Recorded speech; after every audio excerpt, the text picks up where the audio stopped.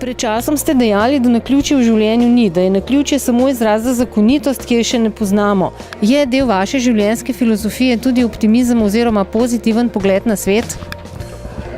Jaz verjamem, da če želimo osmisliti naša človeška življenja, potem smo nekako obsojeni na optimizem. Seveda v življenju nihamo, včasih nekoliko ta optimizem upade, pa vendar se moramo k njemu vedno znova zatekati, da lahko kaj dobrega naredimo iz sebe in za druge. Gospod Iztok Čop, na lanskem dnevu internacionalizacije na Gospodarski zbornici ste dejali, da loči športnika od 4. mesta do medalje oziroma zlate medalje predvsem odločenost, da si boljši, da si sposoben osvojiti to medaljo. Ali športnika odlikuje tudi optimizem torej?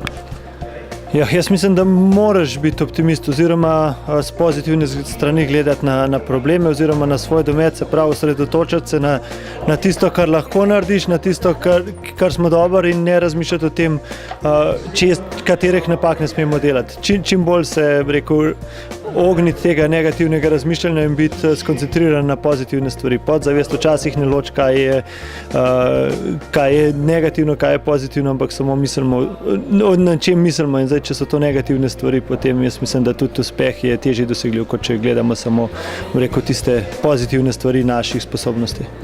Lahko bi dejali, da so današnji prejemniki nagrade Gospodarske zbornice za izjemne gospodarske in podjetniške dosežke svetle zvezde na slovenskem gospodarskem nebu. Vas to navdaja z optimizmom? Mi astronomi sicer potrebujemo temo za to, da lahko gledamo te naše zvezde, ampak smo kljub temu optimisti. Tako da mislim, da nas vse zvezde, tudi današnje, navdajajo z optimizmom. Dr. Simon Horvat, ali mislite, da obstaja gen za optimizem ali se tega v življenju naučimo? Torej, za vsako lastnost so genetiki še najdel, da obstajajo geni, vprašanje pa je, koliko je ta lastnost genetsko in koliko okoljsko pogojena.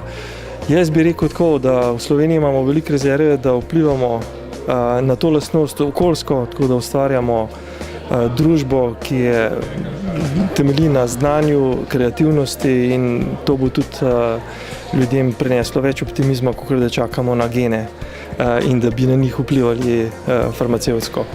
Za vas pravijo, da imate izjemno notranjo energijo in moč. Kaj prinaša nova varuhinja človekovih pravic Slovenkam in Slovencem?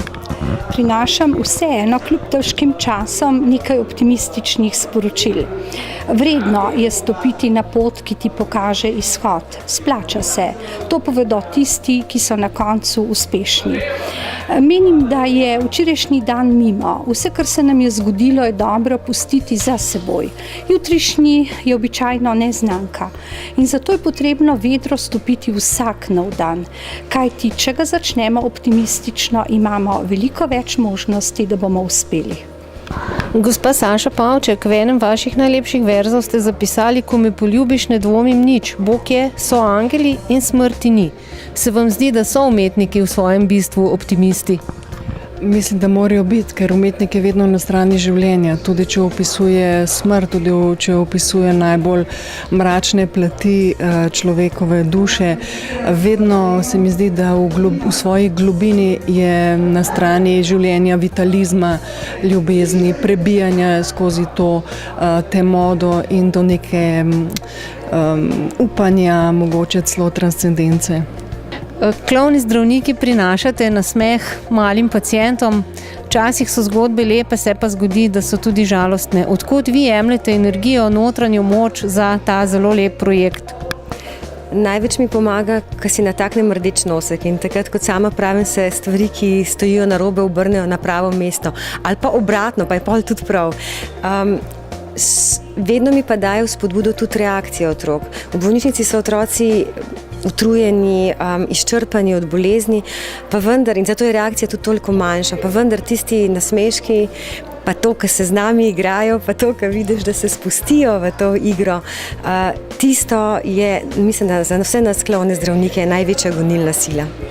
Gospod Škrabec, tudi sami ste izjemno uspešen gospodarstvenik. Danes kot predsednik komisije podeljujete tudi nagrado Gospodarske zbornice Slovenije. Kakšni so občutki? No, občutki so lepi, malo tudi nostalgični, ker sem pred leti tudi sam dobil to nagrado, pa še veliko prej moj oče. In vedno se je lepo srečati z temi nagrajenci. Na nek način mi je marsikdo izmed njih vzor.